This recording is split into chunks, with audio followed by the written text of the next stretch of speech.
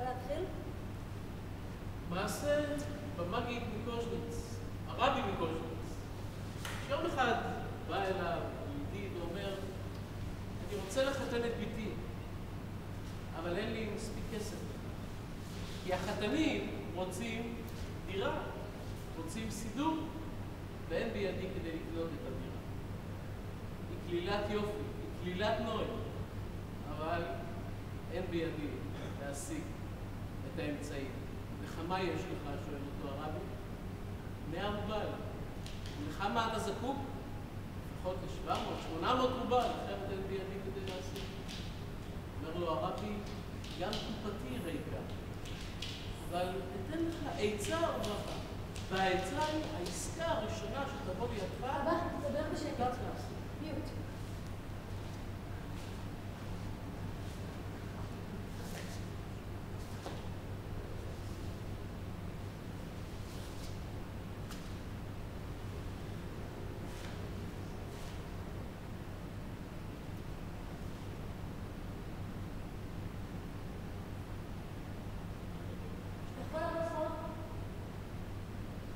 ממש ממש לקרוא.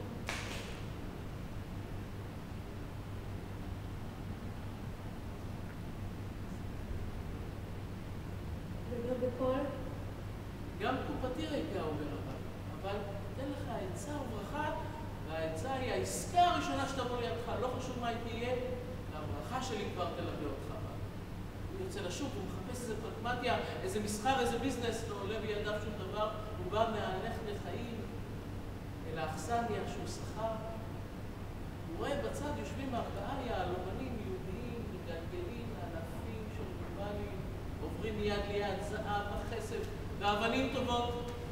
ניגש אליהם בדחילו ורחימו, אולי יש לכם גם איזה עסק בשבילי. כמה יש לך? 100 רובל. צחוק כללי. אפילו לזרקוניות, לאבנים המלאכותיות זה לא מספיק. אבל אחד מהם אומר לו, אתה יודע מה? יש לי עסק בשבילך. אני אמכור לך את העולם. אתה יכול לבוא להחליף איתי מקום? אני עוד רגע זזה מכאן.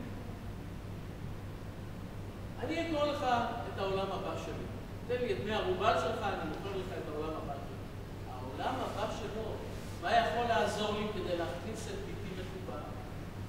אבל חזקה עליו מצוות המגיד מקוז'ניץ, שאמר, העסקה הראשונה שתבוא לידך אותה תעשה ולא כלום. מה היא תהיה? ואומר, עשינו עסק. הוא נותן לו 100 רובל, הוא מקבל שטר, אני מוסר למוכז, אני מוסר כתב זה, את העולם הבא שלי. רק סיימו את העסקה, נכנסת אשתו של אותו יהלומן. הוא אומר לה, את רואה את התמה הזה שם, את היהודי הזה? שימו עוד 100 רובל היום, מה יש? מכרתי לו את העולם הבא שלי. מה? אתה כל כך נמוכה הגעת? מכרת את העולם הבא שלך? גש אליו, החזיר לו מיד כסף, קח את השטר, הוא קרא אותו. וכשהיא אומרת שהוא לא נכנס הביתה, אז הוא לא נכנס הביתה. כאשר על כן הוא ניגש לאותו יהודי, הוא אומר, התחרטתי על העסקה. קח, בבקשה את הכסף, תתן לי את השטר. היהודי אומר, עסק זה עסק, עשיתי. קח 200 רובל, עסק זה עסק. 300 רובל, עשינו עסק. תראי, הוא סוחט אותי בגללך. אתה לא נכנס הביתה. כאשר על כן הוא ניגש לאותו יהודי ואומר, כמה באמת אתה זקוק? אתה יכול להתחיל ללכת אחריי? תתן לי 700, 800, 900 רובל ואני מחזיר לך את השטר. היהודי רואה שאין דרך אחרת. הוא נותן לו את הכסף, מקבל את השטר וקורא אותו. ואשתו מרשה לו לחזור הביתה.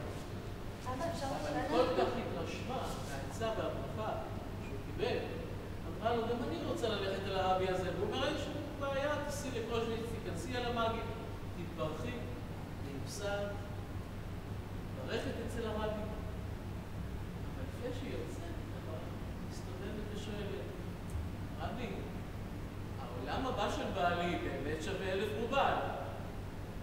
אמר לה קודם שמכר אותו ב100 רובל. לא היה שווה אפילו